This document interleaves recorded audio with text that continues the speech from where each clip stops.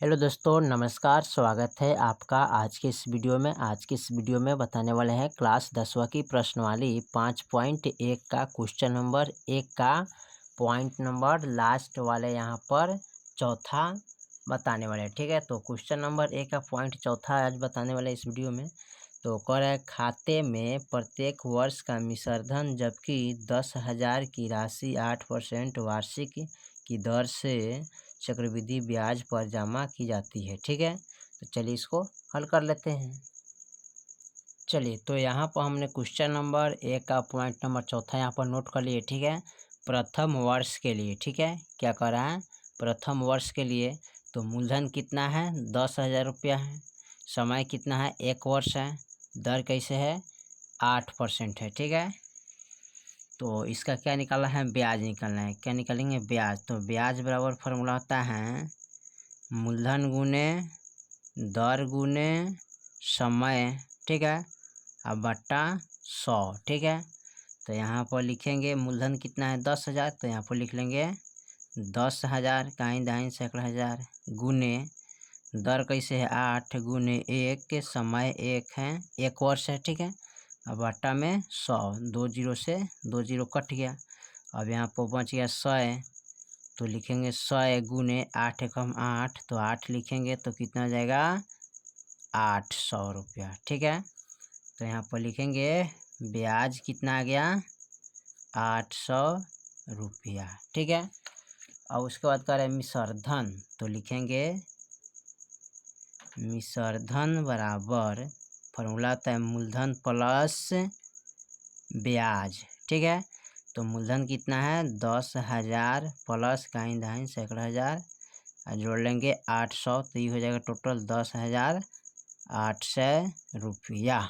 ठीक है, चलिए उसके बाद कह रहे हैं दूसरे वर्ष के लिए। ठीक है, तो लिखेंगे दूसरे वर्ष के लिए। ठीक है, दूसरे वर्ष के लिए तो यहाँ पर देखिए अब मूलधन हमारा हो जाएगा यहाँ पर। ठीक है, ये वाला मूलधन हो जाएगा, तो लिखेंगे मूलधन बराबर 10,800 रुपया। ठीक है, उसके बाद लिखेंगे समय बराबर, समय वही रहेगा 1 वर्ष, तो 1 वर्ष लगाते हैं। ठीक है, उसके बाद दर वही रहेगा 8%। ठीक है, ब्याज निकालेंगे तो यहाँ पर हो जाएगा ब्याज बराबर फॉर्मूला होता है मूलधन गुने दर गुने, ठीक है, दर गुने समय बट्टा 100। ठीक है, अब यहाँ पर इसको क्या करेंगे, ब्याज बराबर निकालेंगे तो मूलधन कितना है, 10,000,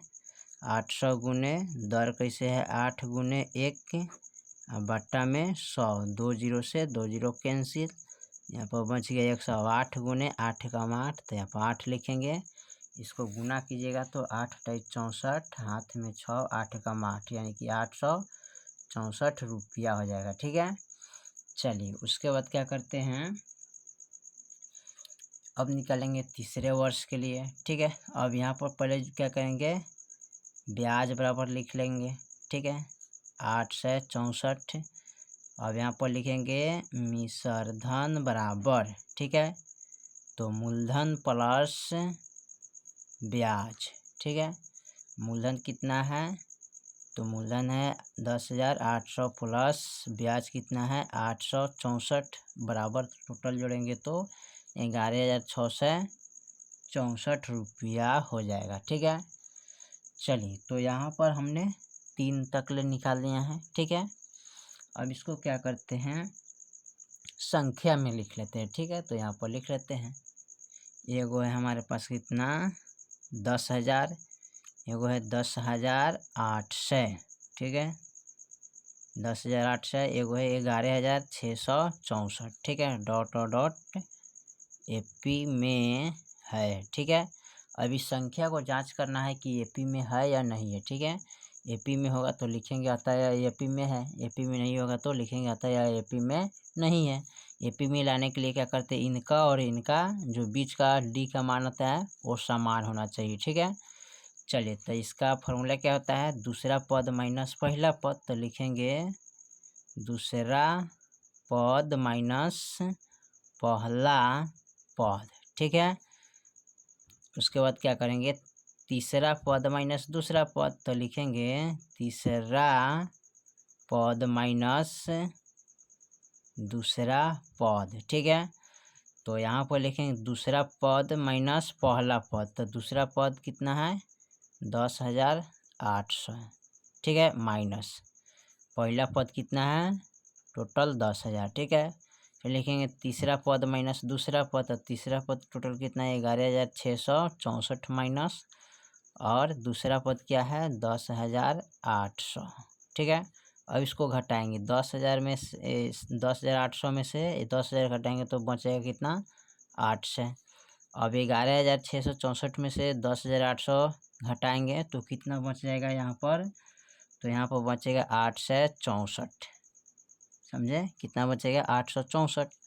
अब देखिए यहाँ पर घटाया है तो ये है 800, ये 864, तो दोनों का अंतर है, डी का मान नहीं निकल रहा है, समान नहीं है, 800 864 है तो समान बराबर नहीं है, ठीक है। तो इसको लिख लेंगे, अतः दिया हुआ संख्या सर्वांतर समान नहीं है, ठीक है। तो यहाँ पर लिख लेंगे अतः दिया हुआ संख्या का